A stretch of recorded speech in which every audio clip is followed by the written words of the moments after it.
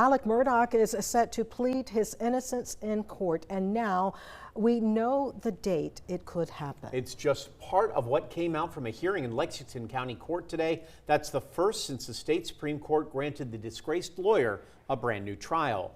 Now, Murdaugh himself came in an orange prison jumpsuit, shackled at his arms and legs. Just one of the issues the defense brought up during this scheduling hearing. Now, the defense saying there could be potential jurors watching these hearings and it may sway them. But prosecutors from the Attorney General's office say it's policy for any inmate in court. He was not getting any special treatment. Murdaugh's team also asked for a laptop for Alec to use in prison so he could look at the evidence as well as documents in his own defense. Judge Deborah McCaslin says she actually called the warden, who said that was not something he would be comfortable with. The court did allow more time and more people connected to the legal team to visit the prison and spend time talking about this case. The defense wanting more DNA testing on the evidence found under one of Maggie Murdaugh's fingernails. And while it was determined not to be Alec's DNA, SLED did not say who it may have belonged to. It's part of what Murdaugh's lawyers say is a new batch of evidence they need time to look over.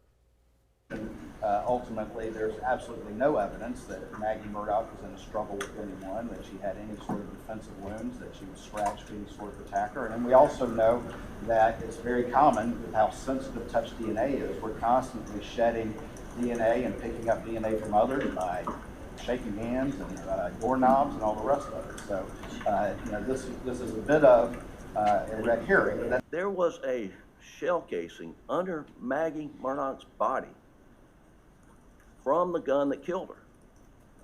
I mean, that shell casing and that gun had to be in very close proximity. Maggie Murdaugh's cell phone was missing from the crime scene.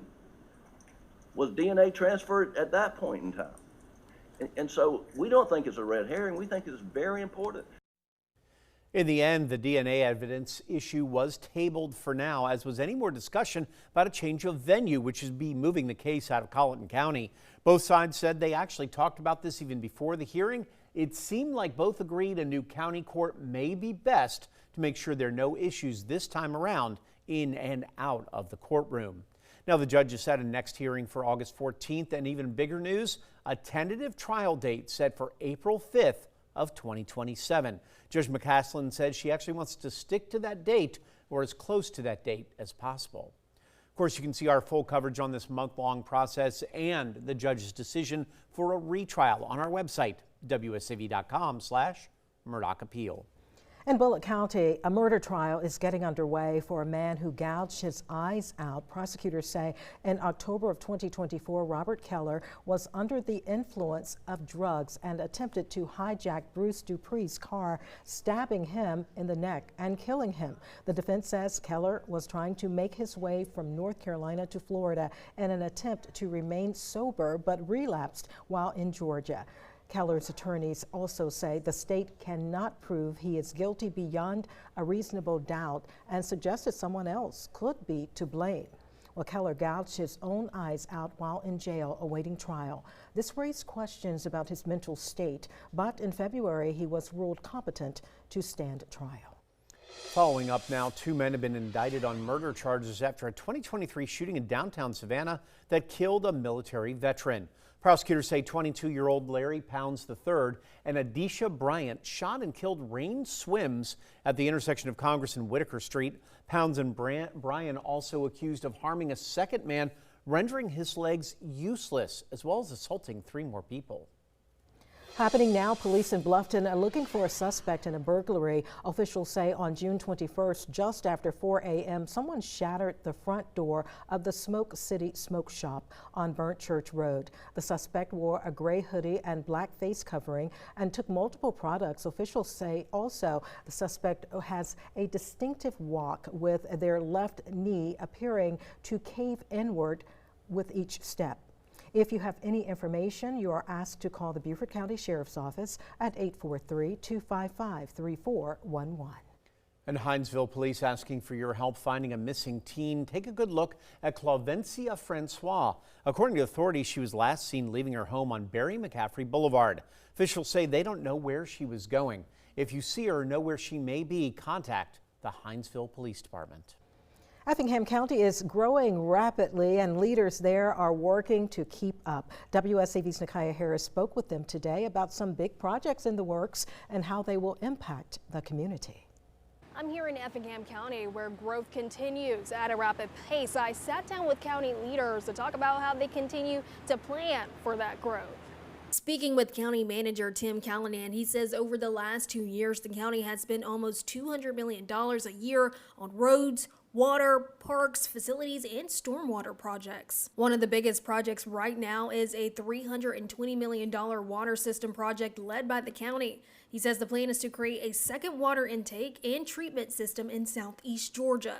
The system will draw water from the Savannah River, then send it to a new high-tech treatment plant before it goes out to customers. According to the county, the goal is to create more long-term stability and efficiency for the water system, and any future rate changes will be set by local utilities. The Savannah River is a very abundant water source.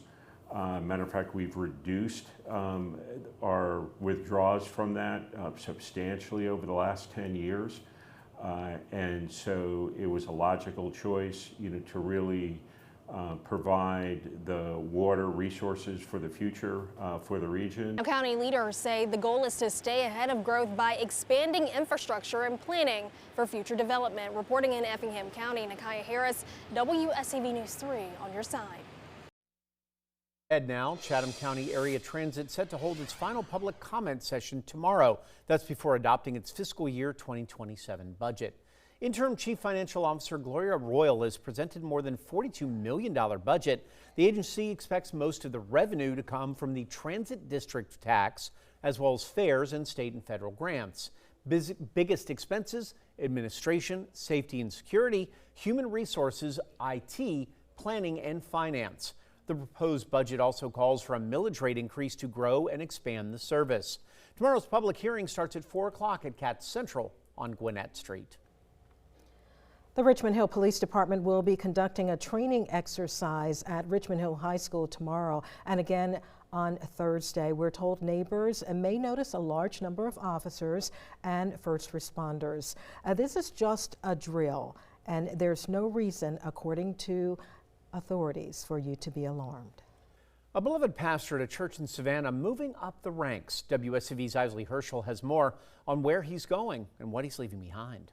Former pastor DeHonry Thurman will be moving on from St. Paul's CME Church to become a bishop, the highest ranking in the Christian Methodist Episcopal Church.